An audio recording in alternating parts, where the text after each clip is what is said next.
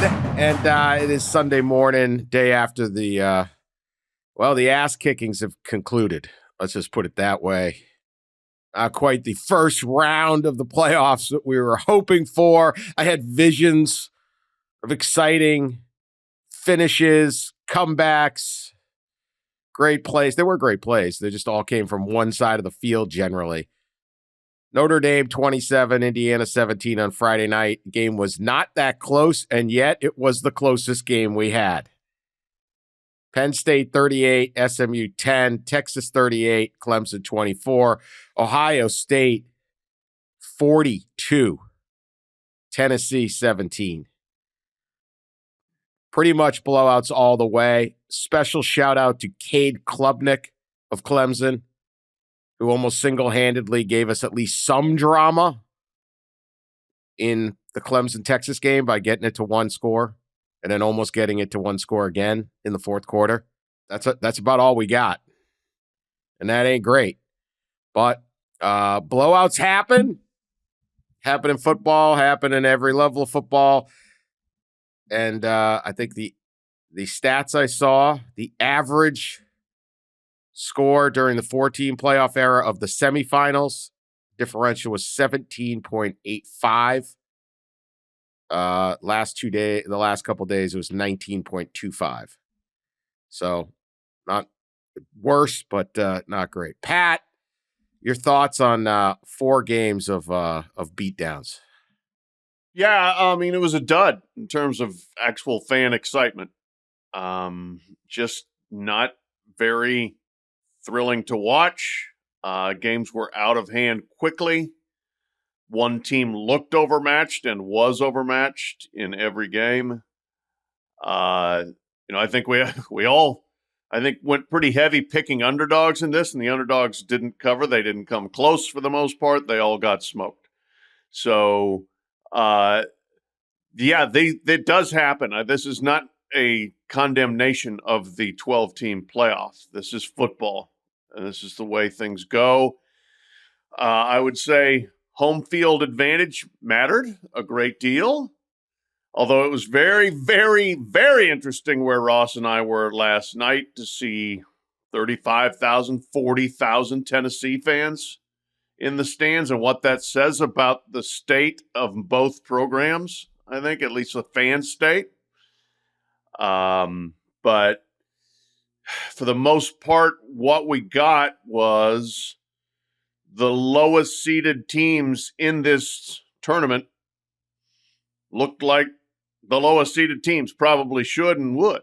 So, that's how these things roll. I think we said how many times, I don't know, at some point in time, several times in the season, we said like basically everyone sucks, which means there were many flawed teams in the playoff. Doesn't mean the playoff itself is necessarily flawed, although I think there's an increasingly obvious need to not seed the teams this way.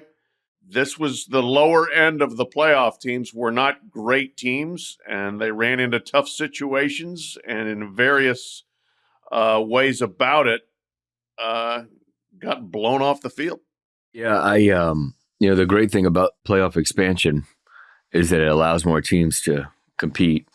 The bad thing about playoff expansion is it allows more teams to compete at times, teams that aren't necessarily good or aren't worthy. And we kind of knew that, right? I mean, I remember plenty of people have delivered this line, but most recently, Bill Hancock to me about a month ago, Ross, are there really 12 teams that are worthy of winning the national championship? And I think it's a legitimate question, especially to ask now. And I think we all knew that was going to be possible, that there probably isn't 12 every year or most year, that there's probably 4 to 6 to maybe at most 8 in most years in college football.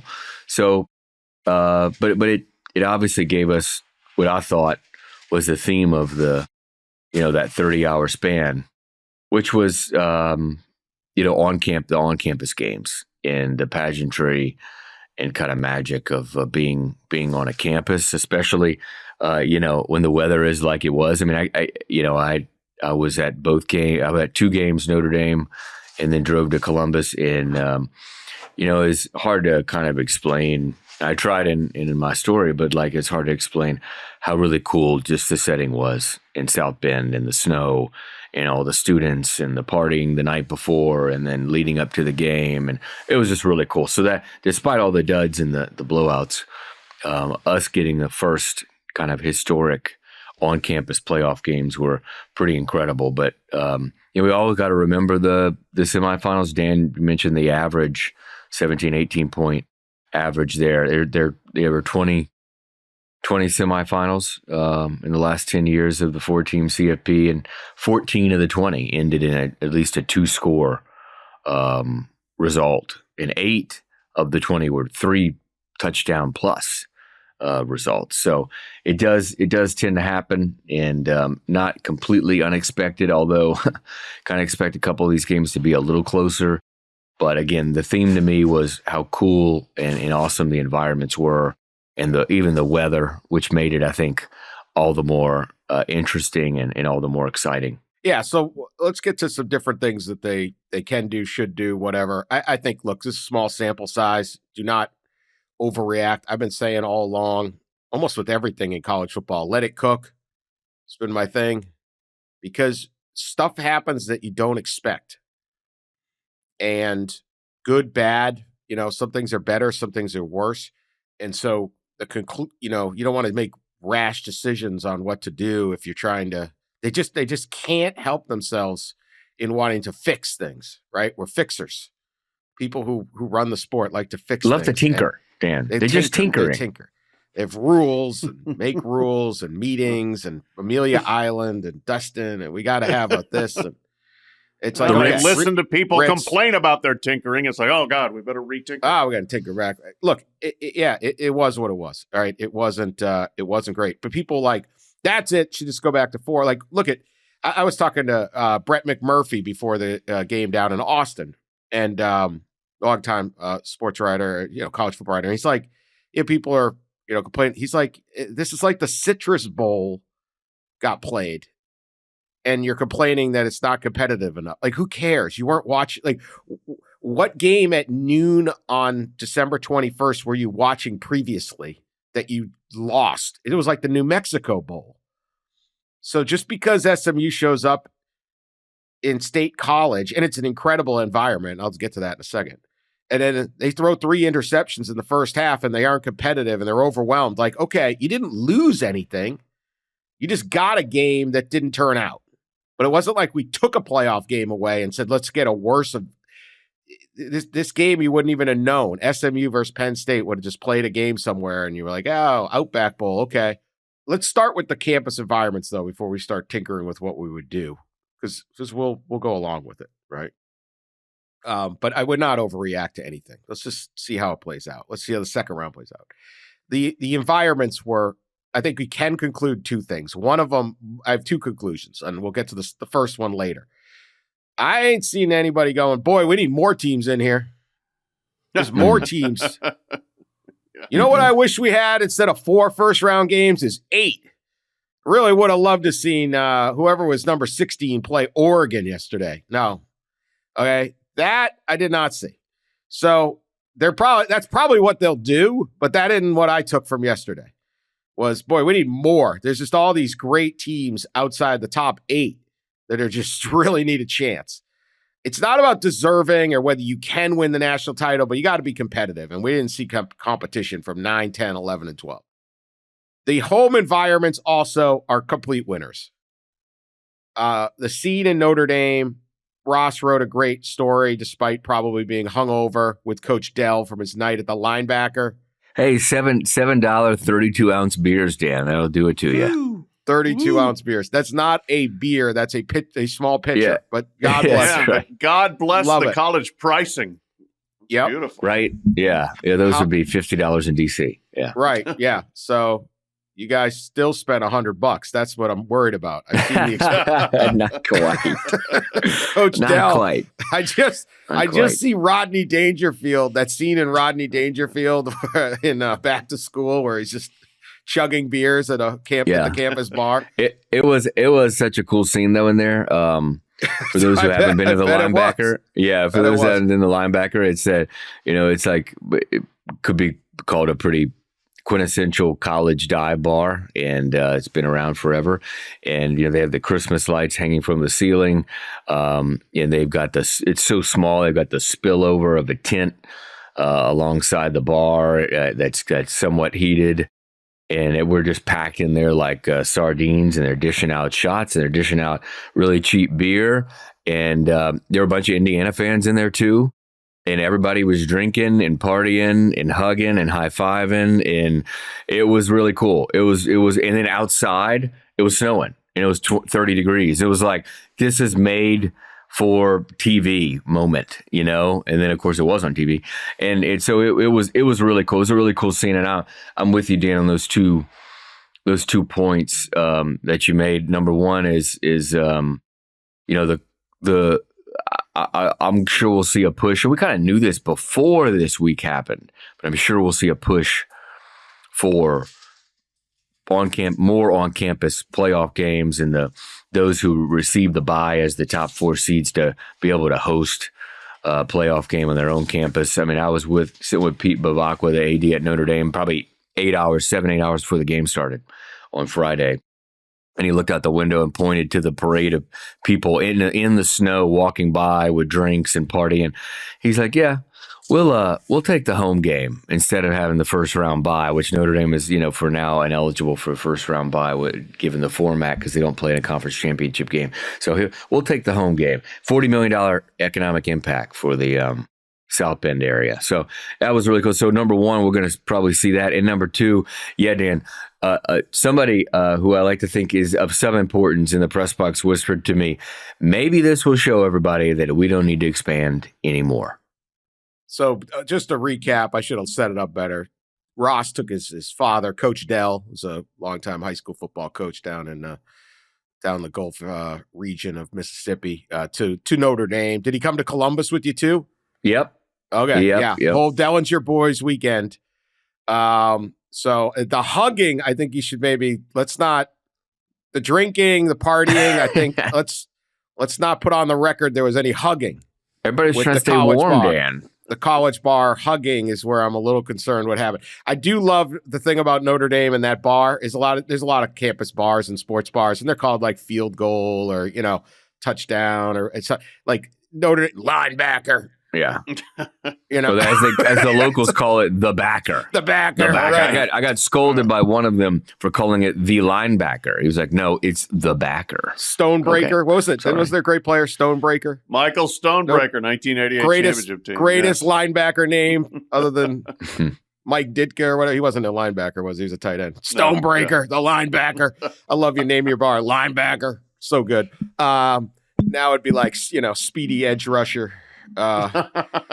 Anyway, I was at Texas. Scene was fantastic. It's great. Every bit of the whole environment. They had this huge party outside the stadium. They had the Penn State game up on big screens. Like, people were as festive. There's 101,000 in there. There's a smoke, and they had a flyover. It was great. Steve Sarkisian after the game said this. He just said, they got this right. He talked about there's a lot of things wrong in college football, or we don't know. He says they got this right. He says, I watched on TV. It's truly great environment here, but as a fan of college football, last night we got done with the meeting to watch the environment at Notre Dame, or this morning when I'm up watching that environment at Penn State. Gosh, it's great for college football. I feel like the popularity of college football right now is an all-time high. People love watching the competitiveness. He just goes on and on about how great it is. And so that part to me was, it was phenomenal. I was reminded too how nice the University of Texas campus is. Good Lord, what a place to go to school. That part was great, even when, or maybe because 35,000 people from the other team showed up in Columbus, Pat. Oh my God. I mean, it was stunning. And there had been talk all week. Oh my gosh, Tennessee fans got all the tickets. And nobody really believed it, I don't think, or what actually constituted all the tickets. But I live in Louisville, Kentucky. It's a 3-hour drive to Columbus. I drove up in the morning so that I could check into my hotel, watch Penn State SMU, and then drive the rest of the way. I stayed just north of Cincinnati.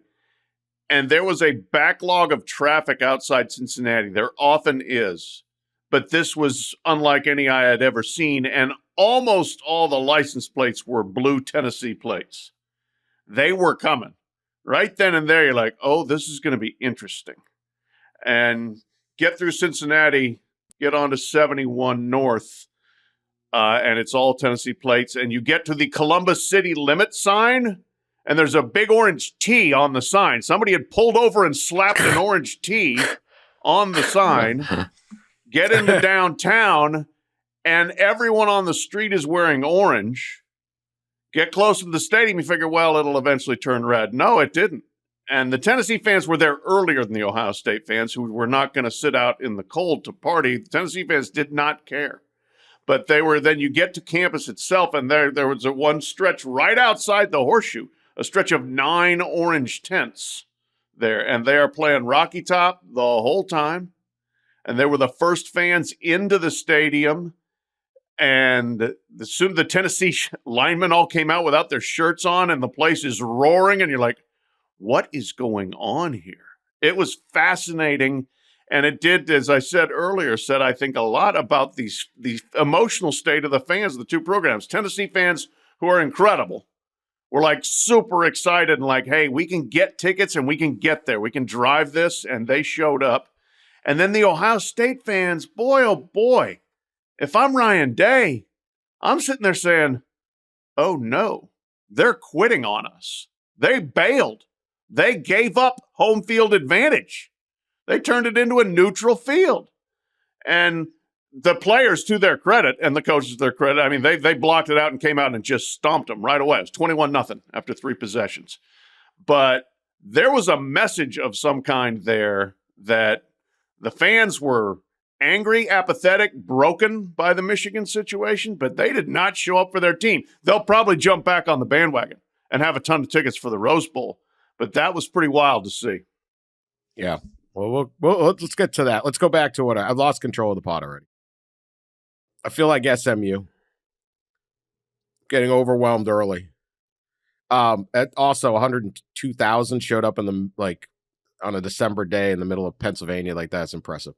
Anyway, that's the winner, right? That's the winner. Because I also sat there after the game in Austin, and they brought the director of the Chick-fil-A Peach Bowl out to present a football or something. Gary Stoken to say, you're invited to the Peach Bowl. Mm-hmm. Mm-hmm. And it's like, what are we doing? The sport is so unserious at times that we can't get over. We just invited someone to the quarterfinals, and it's like there's still these remnants of stuff that's going to get in the way, that continue to get in the way of how this playoff should be set up. Whether it's the home fields in the next round, because if you're Oregon, you're kind of pissed right now. We should have this thing at our house, not in Pasadena, in the second round of these other games, and B, the way that I think the seeding played a role in all this. So let's start with this. All weekend, Alabama should have been in, not Indiana. More SEC teams should have been in, not SMU. Lane Kiffin, chirp, chirp, chirp, chirp all weekend until Tennessee started getting sideways. Then he logged off. At one Somebody point, should have missing person. Has anybody seen this person with Lane's face on it? Yeah.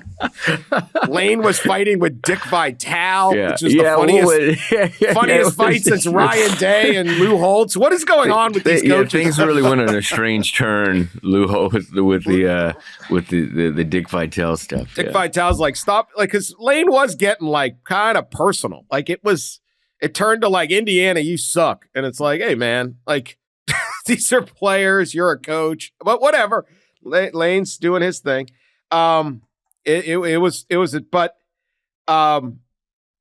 this prove that the committee got it all wrong? Or, the counter is, hey, they seeded 8 through 12, or 5 through 12. They gave home field to the better teams, and they all won easy. Maybe the committee has got it right, and this is what we're at. What are your thoughts on that, Pat? Yeah, no, this does not say that the committee got it wrong. For the love of Pete. I mean, and that was the hilarious thing about Kiffin and every Alabama fan out there doing all the complaining before then one of the SEC's own and a team that clearly everyone thought should have been in got totally jack-stomped 21-0 in a neutral field setting. So, we will, because this is the way people operate, but, the retroactive, see, I told you this is what it showed, is not a productive use of people's time and energy, that's for sure. What it showed was the better teams got a home field advantage and won, and they were better for a reason.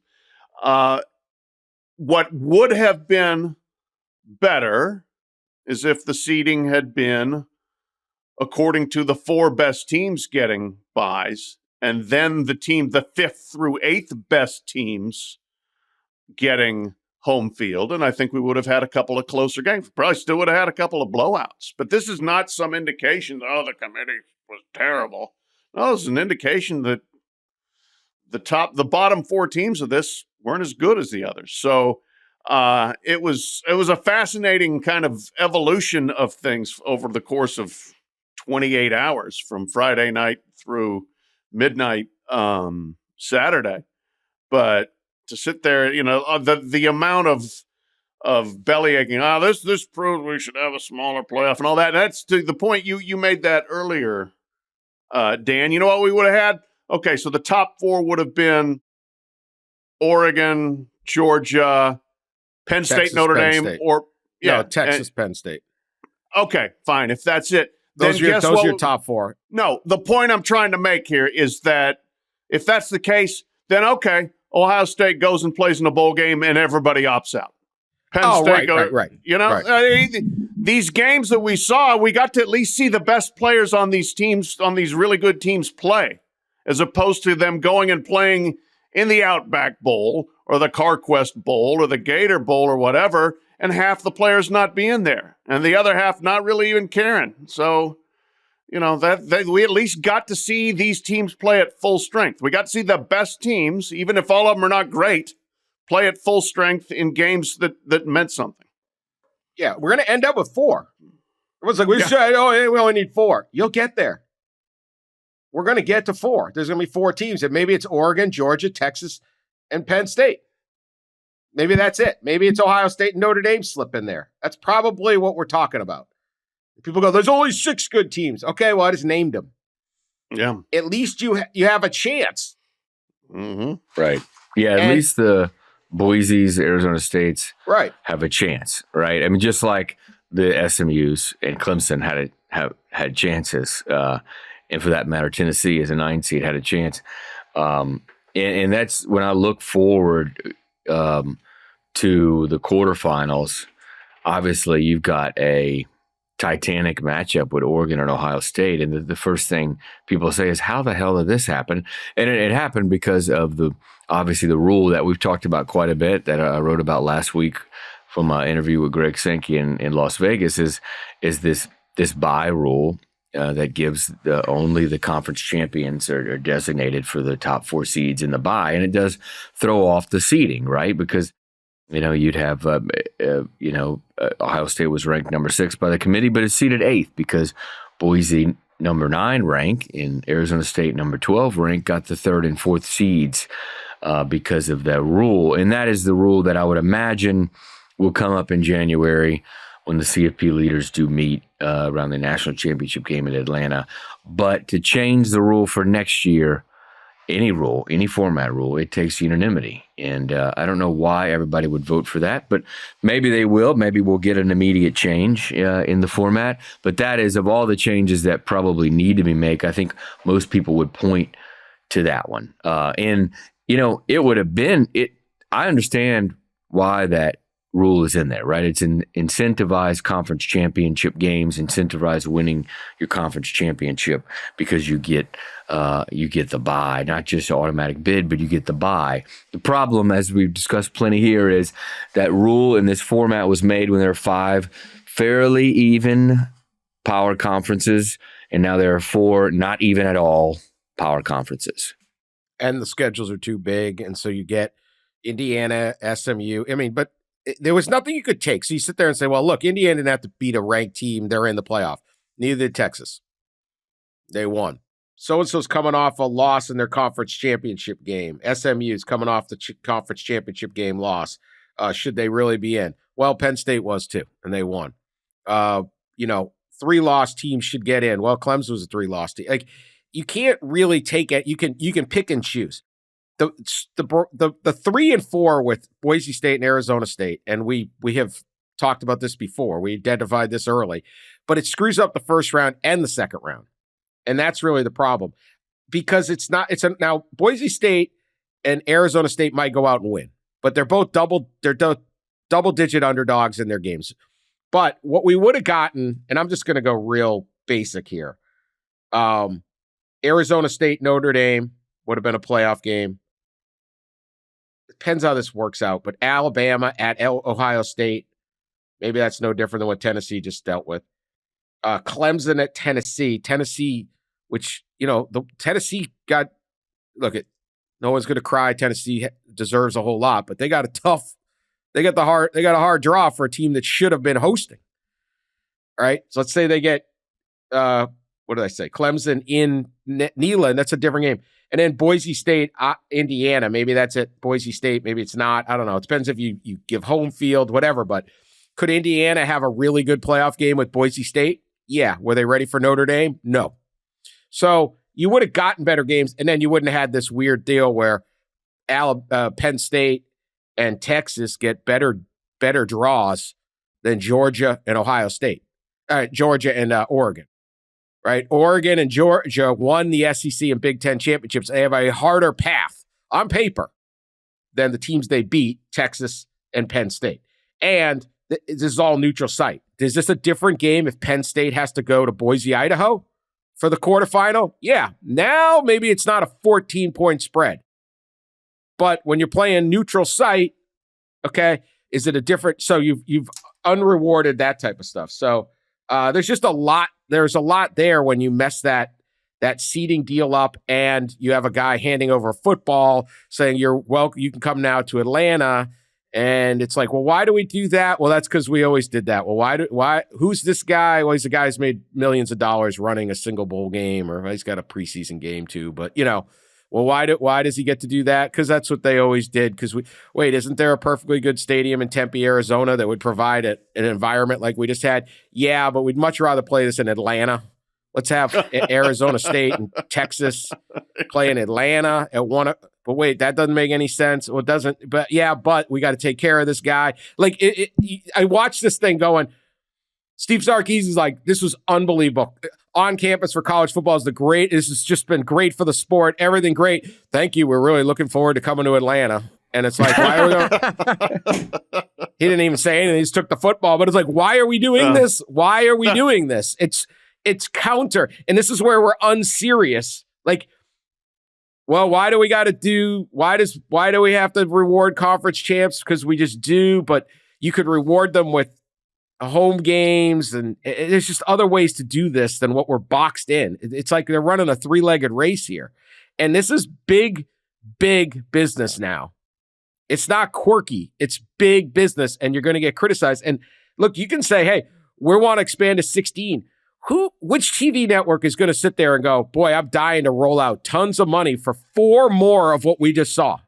Like ESPN already gave 2 games to TNT, sold them. But like, how much TV money is supposedly there for these types of games that you're going to have to now play? You go to 16, you have 8 first-round games. When are you playing them? Weeknights? Like, where are these fitting in? Now you got to, or you go NCAA basketball tournament style where you're stacking them on each other. That'd be cool, but the TV network doesn't want that. Like, I don't know that there's all this money in a 16-team playoff. Well, I can't wait to see what the ratings are like, right? Because of all the blowouts, number one, and then obviously competing with the NFL on Saturday night. There was a thought that Friday night's Notre Dame game would eclipse 12 million, but it was kind of a dud and boring of a game. So I don't know if that's going to be the case. And there was a thought Ohio State, Tennessee would eclipse 17 million. That was the thinking. I would imagine that didn't get there, or an average over the course of that game, given that fact that it was 21-0. Absolutely, Dan, and I didn't even think about that point. Like when they sit down in January and talk about this stuff at the championship site and maybe in the spring too, of changes. And this is not just a change to be made for the integrity of the field, the top 4 seed thing that we talked about, but also for the first round matchups and getting better matchups, because you really didn't have, the best matchups there. You had, instead of the 8-9 seed game, if you went through some of the matchups that would have been right, and it makes a little more sense for a first round matchup. Some of these games just didn't feel like that because of the wacky seeding. Pat's point, if you get rid of the conference champion thing, because I was reading the rankings, how they are. Yeah, Notre Dame is 3, right? Maybe 4. So you're 4, taking. Yeah, you had the 3, 4, and 5 team having to play in the first round and that So just the whole thing was messed up, and that's where you got your biggest blowouts. All right, we'll be back right after this with more talk. One other thing I would say about the selection, I'm just going to get this out there. The one thing I would look for in the selection process, because what I saw in the first 3 games is and I don't know how you quantify this terrifies me, but teams that do not have a great offense or defensive line are going to get absolutely destroyed in these things. And that's what I saw Indiana, SMU particularly, and to a degree Clemson. Notre Dame, Penn State, and Texas could run the ball at will, do whatever they wanted. If you aren't ready with that level of line play, you're just not going to do it. Now, how do you figure that out? Should you figure that out? I don't know. But that was the glaring thing. And you say, well, Alabama would have that line. South Carolina would have that line. Ole Miss. Maybe they would, maybe they wouldn't. I don't know. I think they would. I think they would have had a better line. But that was the problem when Indiana and SMU, you're just like, oh no. I mean, you can't block, you can't stop the pass rush, and you can't run the ball. What the heck is going to happen here? And so that speaks, that's my only takeaway, but I don't know how you quantify that in a committee room. I would go back to get rid of the weekly rankings so you're not boxed in and you're like, well, we have to put SMU in. Maybe they didn't deserve it. Yeah, I mean, that's it's a valid point, but it's a very esoteric. Basic football also. Yeah. Yeah, but it's hard, I mean, we do have 2 Hall of Fame offensive linemen on the committee, and Randall McDaniel and Will Shields, and a lot of coaches. So for those people that said, oh, this committee doesn't even know anything about football. Well, actually, yeah, they do. They played and they coached.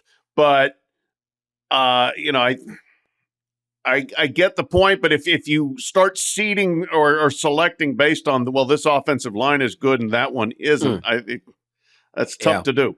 It's tough to do. And probably wrong to do.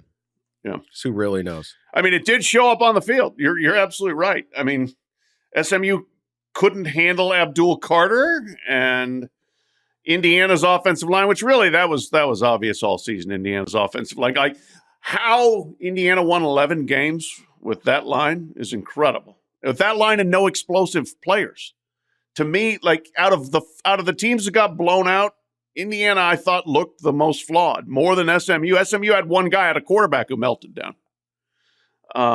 Their offensive line was not great either, but their defensive line was really good. There were obvious weaknesses with the teams that all got blown out, but I don't know that the teams you would replace them with don't have obvious weaknesses as well. Something to remember. Yeah, I mean, we it's going to be a continuous talking point about Alabama and Ole Miss and South Carolina, the 3 SEC teams that were left out. But Tennessee beat out one of those teams, Alabama, and Alabama beat another one of those teams, South Carolina, and it's just at some point, the L column gets you, and it has to matter in some way. And there's a lot of hypotheticals out there, right? Well, Alabama and and who would it have been? Alabama and at Penn State? Yeah, probably. Yeah, right. Yeah, maybe something Alabama like at that, or Penn. Alabama at Ohio State. Probably. Penn State Yeah, would have I mean, gotten. Yeah. Oh yeah, Alabama at Penn State. If Alabama you do this, Alabama at Penn State, and if Indiana went in the field, maybe it's you move it up, and it's Alabama at Notre Dame, and then it's South Carolina at Penn State. Would those games be any different? I mean, I probably, as Dan said, the line of scrimmage probably would be closer. The thought would be, but yeah, it's the games have to matter and the results have to matter a little bit. Yeah, this was not. We haven't yet seen the two. We haven't seen the Boise State play yet, but you can't blame that on them. So look at they're going to want to expand. I don't know where you play these games, what time slots. I don't know how much money there is. The fix here is not to expand to 16. There's obvious fixes that can be done. Quarterfinals on home field, add to the importance of regular season, seed the teams properly. If you want to reward, I would just seed them 1 through 12. But if you absolutely have to have a little wrinkle there, like the NFL does, if you win your division, then let Boise State and Arizona State be 7 and 8, not 3 and 4. It's certainly a dynamically less bit. So those would be what I would do, even though there's all this. All right, we'll be right back after this. Talk about Ryan Day and they are running. They are running to the bandwagon, the Buckeye bandwagon. Okay, coming into this, one of the big storylines was what happens to Ohio State and Ryan Day. There was a chance that at this taping, which was early Sunday morning, Ryan Day would be fired or run out of town or have quit, or he could be on the way to winning the national championship. Turns out he could be on the way to winning the national championship. Incredible response by Ohio State. You guys were both there. I have two quick thoughts. One, as bad as they were against Michigan, as poorly coached as that game was, as much as Michigan is in their head, the defense has always been good. And the defense wasn't the defense's fault. They lost to Michigan, and you saw that. And B, that fight where the stupid fight about the flag, at least they showed some fight, and they were angry, and they just took it out. Looked like they just took it out on Tennessee at the start of that game. Yeah, oh man, they came out now, and again, like I thought, all the dynamics were stacking up against them, but the players were absolutely ready to go. And you got a little sense. I was up in Columbus on Monday too for the press conference, and like Will Howard kind of had that set of his jaw and the just kind of the emphasis on his words, like we can't wait to get out there and kill somebody. And it just happened to be Tennessee in the way, and it was super impressive. The great quote, Donovan Jackson, who might be my favorite quote in college football. I've talked to him like 4 times this year, and he's just awesome. This is what he said last night. For 3 weeks, everyone in the world was telling us we sucked. Half the fan base was telling us we sucked. Almost every analyst, expert, and anyone with a podcast was telling us we sucked, and so we took it personally. That's not how we were going to go out. We had nothing to lose. Our name was dragged through the gutter pretty much for a month. And they knew that they were good. They knew they were talented. And I think that just the level of meltdown and panic and the horrible game plan they had against Michigan was it was a slap in the face. Like, we just flat blew it. But we're not done. And that's part of the beauty of this expanded playoff. A really good, talented team was not left out and had a chance then to come back and show how good they were. And they did. Game plan was great. Chip Kelly was back on his game, back in his bag. Howard was great. They got the ball in the perimeter to those great wide receivers, and then they mixed in the run, and their defense totally took over. And it was incredibly impressive performance by Ohio State when you're right that, I mean, it was right there kind of on the knife's edge certainly for Ryan Day and for the whole program of like, are we completely giving up and turning on them, or are we back on the chase? And they're back in the chase. Yeah, it's a good point, Pat, about, in a 14 playoff, obviously Ohio State would have been left out if you're doing it by the committee's rankings, they were number 6. So they would have not gotten a chance to compete for a national championship. And here they are. Ryan Day said afterward, somebody asked him about the style of coaching, how they approached the game compared to the last game out against Michigan. And he acknowledged, right, that I think he said that we coached more aggressively. No question about that was his quote. It was pretty clear early on that they were going for the jugular whenever they could with the deep balls to a couple of their, obviously Jeremiah Smith and Emeka Egbuka, the 2 great receivers. They, it was definitely a different game plan. And when Ohio State is humming like that, like the first quarter and a half, like they were, and then for a lot of the second half too, I don't know that anybody can beat them in the country. The game again in Eugene earlier this year with Ohio State and Oregon, that was a back and forth battle. Oregon did keep up with them, but it was on the road and stuff. Like if they're in a neutral field and they're playing like that, I don't know that anybody can hang with them. But it does, seeing how they played, and seeing that Tennessee and Michigan probably aren't all that different as far as ability and team in general. It just leaves you scratching your head more, right? Of how the heck can they continue to play like they play against Michigan? It's sort of confounding, and pretty clearly now, obviously now, is a mental block.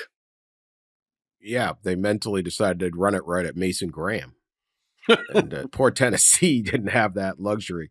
The way that game started, it looked like they had brought Middle Tennessee in. No offense to Middle Tennessee. I mean, it was like an NFL team against a college team. I mean, Tennessee just could not. Will Howard threw some beautiful passes. My goodness, he did. He was great. He was really great. Yeah. But Ryan Day doesn't take the pressure off, but I think he will be on the sidelines next year in Columbus. But what an absolute roller coaster of emotions for that guy. He was smiling at the end, joking as he should have. And Tennessee, the fans, they showed up, and I felt bad that, that's a heck of an effort to come. That fan base is ready for a real winner, and there's still work to do down there. I'm interested to see how in this new era of NIL and the portal and the playoff, like, does the idea of SEC dominance fade some? Does it change? Because Ohio State and Penn State looked dominant yesterday. How good are these teams compared to the SEC? It's going to be interesting. Again, I don't want to overreact to one weekend of games. All right, let's start looking ahead to this quarterfinal matchup. So let's start with Oregon and Ohio State in the Rose Bowl. Ohio State is favored by 1.5 at this very moment. Pat, how do you see this thing breaking down? Well, can't wait to see it, because I coming into the tournament, I thought Oregon was the best team and had the best season. But what I saw Saturday night was a team that looked like the best team. Now, can they carry it over? Can they then take that to Pasadena and against a team that they beat them by a point, but I thought Oregon was the better team basically all night or all day on that game. It was a really good game. There was not much separating them, but I thought Oregon was a little bit better, and they got the win. The mentality I think that Ohio State had Saturday night, they should be able to keep that. And, Will Howard, I remember him on Monday saying, we've just got to win it all, which I thought was kind of heaping more pressure on them. But that might be what they need, is like, that's the mentality here, is we are playing to win a national championship. And that includes going through the team that beat us in the Big Ten on the road. We'll see. Does the time off, is that a factor at all? Is it good for Oregon? Is it bad? And if I were Oregon, I would be sitting there saying, you know what? Sure wish this game was being played at home, because we saw how important home field is, and it's not. You're going to go, and it's going to be neutral, and we'll see how the crowd breaks down. But it's going to be fascinating out there. I mean, I will be there for that one. I'm doing the Fiesta and Rose double, and it's going to be a show. It's going to be a great game. Yeah, it is going to be fascinating to see if, I mean, there's a real chance that all of the better seeds lose in these quarterfinals. I mean, you really look at all the matchups, and you got to think that, that again, just another reason if you want to award the better seed a home field, that it probably is the right thing to do. But when we were Pat and I think we're both at that Oregon-Ohio State game in Eugene, and it was fun. I mean, it was just a back and forth. And I'm with Pat. It always kind of felt like Oregon had control of the game, even though they didn't always have the lead. And when it did go back and forth, and it was a fun one of two teams that I think have so much speed on the outside and have quarterbacks that can really like lay it in there and have been around forever. And Will Howard and Dylan Gabriel, that you look at these rosters and these teams and the quarterbacks and even down to the coaches, and especially Ohio State. And these are like pro-built teams. They just feel like that. They're older, they're really athletic and talented.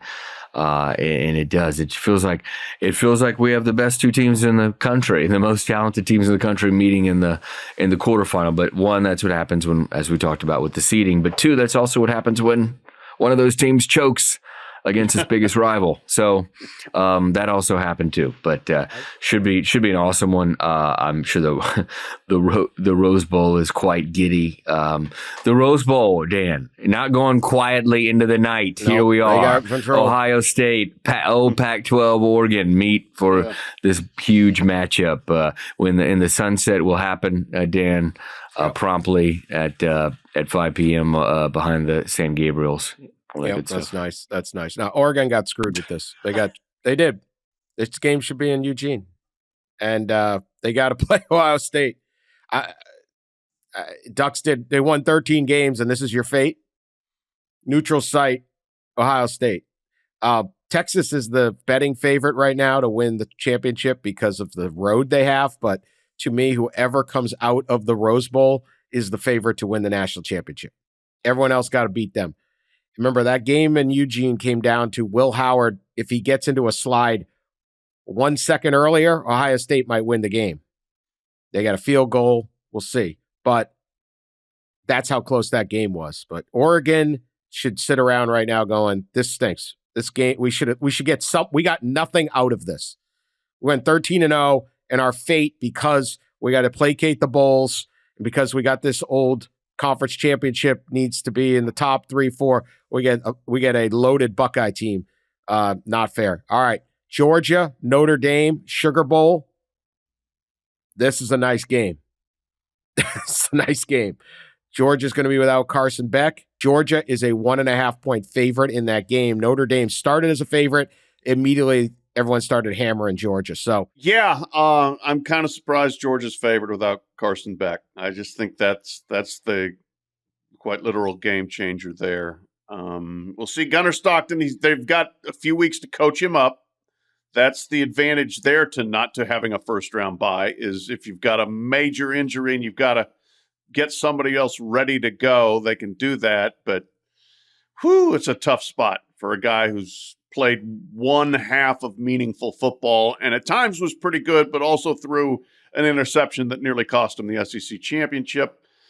Notre Dame, elite defense, and they had 2 home run plays in the game against Indiana. They had the 98-yard run, obviously, by Jeremiah Love, and then they had the long pass for nearly a touchdown.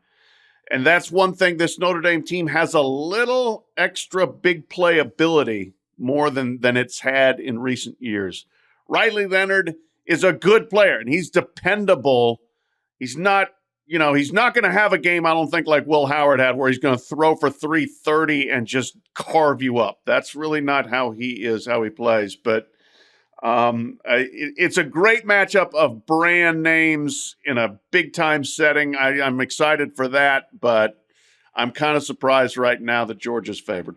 Beck's injury obviously evens this one out pretty good. I think I saw it open like originally, like right immediately after Notre Dame win. It opened at a pick'em, and then it slid to Georgia -1, or at least what I saw at Circa, I think it was.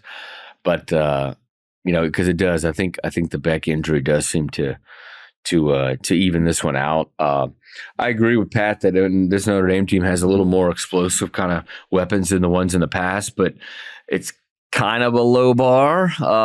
So will they be able to score enough? This feels like a game because of Beck's injury that maybe they don't have to score as much. In the Notre Dame team that I saw against Indiana is one that just plays so sound defensively. They're just always in the right spots, and they get good pressure, and they're just soundly coached.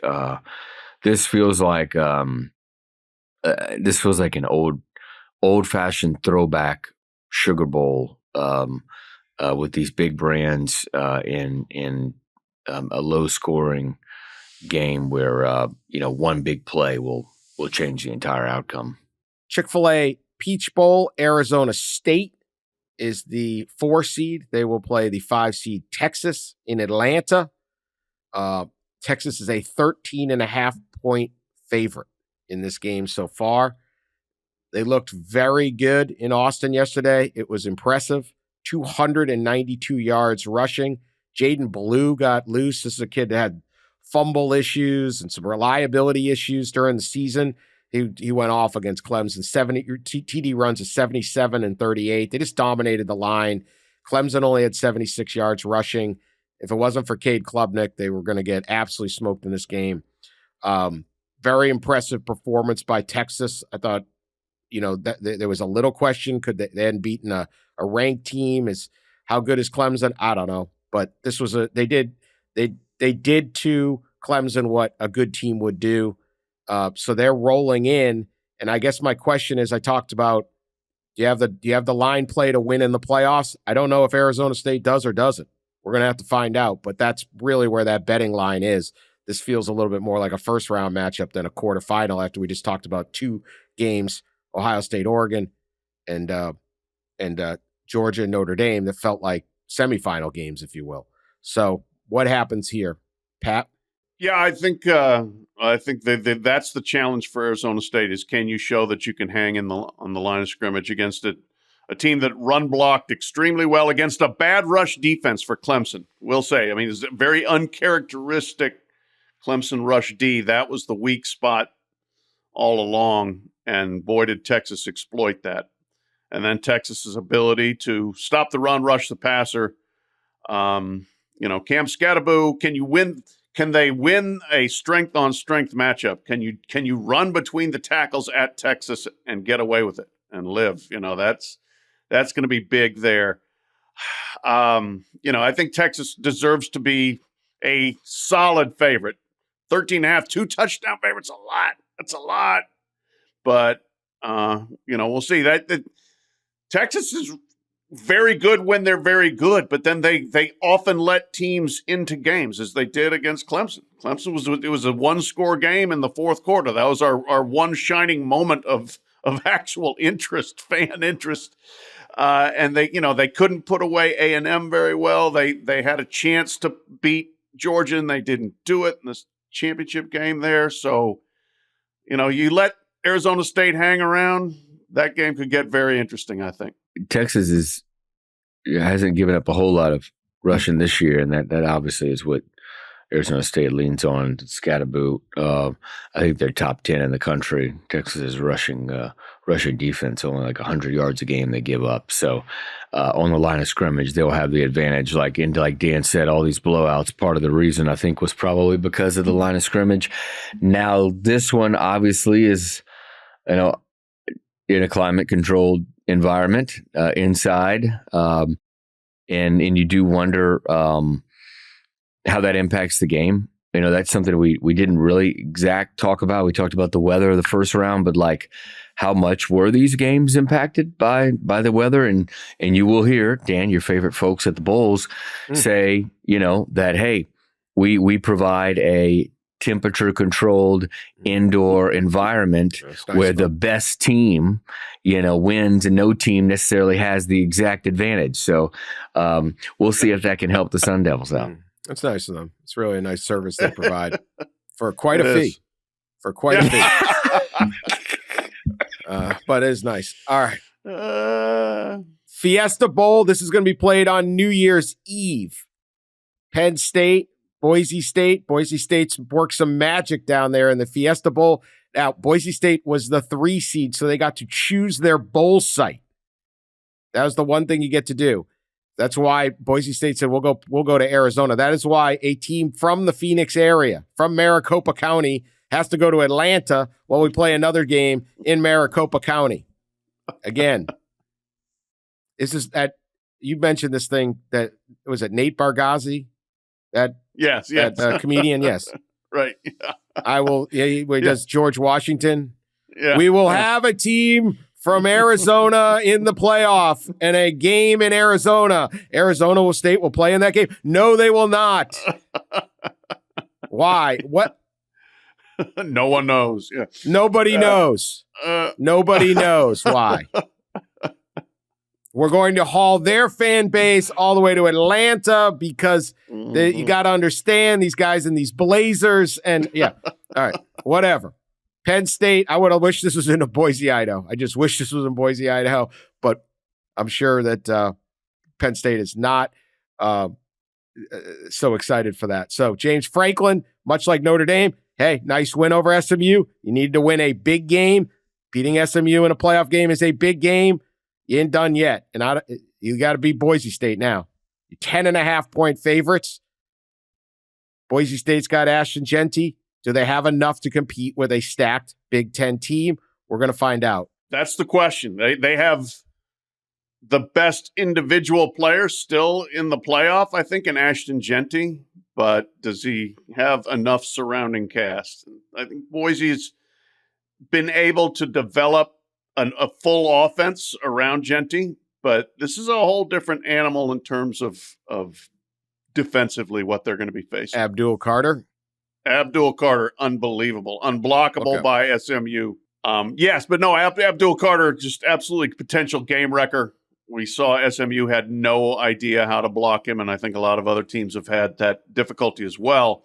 And so that's where it starts. You've got to figure out, can we block the other team? And can we get our best player loose and kind of control the game the way they have with Genty there?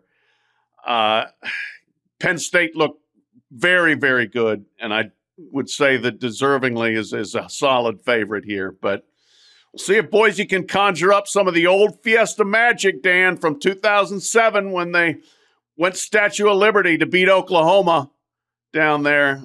Different times, different players, different coaching staff, but still, there's some Boise magic in the desert. There definitely is, and you can point to the Oregon loss by Boise State early in the season. It was 37-34. Boise led by a touchdown in the fourth quarter. They gave up. Then they gave up they scored.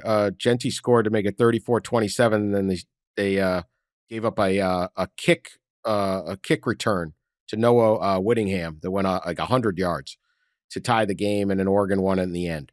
But if you look at that game, they also were able to get a pass rush on Dylan Gabriel. There 4 sacks. They were able to do some things in the line. Genty obviously was a monster with 192 yards. So they were able to do some stuff. So I think if you're Boise State, you gotta do well on the line. You just absolutely have to do well on the line here. You cannot have that Penn State defensive line in your backfield like SMU did, and you count on your all-time, maybe your greatest all-time player, and hope you can pull this off. I think you gotta. Boise State's going to come in. Everyone's going to say, all right, they're untested. They're not from a major league. All that stuff is true, They barely got by Wyoming and things like that, but they did play Oregon really, really well, and they were not overmatched on that. They actually got beat by special teams, if anything, in that Oregon game. So that's the bit I got on there. But it's a significant point spread. It's a significant challenge for Boise State. Penn State is really good, especially on that defensive front. And if they can stop Ash and Genty, that's going to be ball game. But hey, we've seen some magic out of Boise. It's exciting for Boise to get a chance to do this, and now they got them. Everyone's going to be watching on New Year's Eve in a game that really matters. The game against Oklahoma, that was a building block. I say one last thing too about the, let this playoff thing cook. Some of these teams will grow off of this, right? Should be a little easier to get good players maybe to come to SMU and Indiana and stuff like that. So some of them are at a deficiency, but it helps to win. You maybe get a little better. You activate your fan base, you activate your NIL, all those things. So it was not a great weekend. It's not a great weekend, but there's a lot. Let's not overreact and tear the whole thing apart.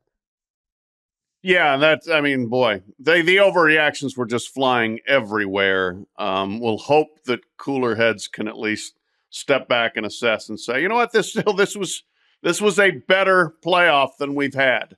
The games were not great, but the playoff itself is better than anything we've ever had. And yeah, let the cake bake a little bit more. Let's see what the next few weeks produce.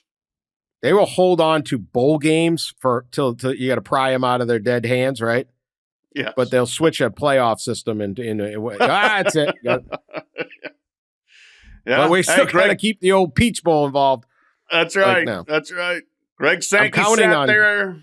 He sat there in October in Nashville and said, "This all has to go incredibly well." We don't really know what exactly that meant, but we'll see. Well, still was a fun time. We had our thing.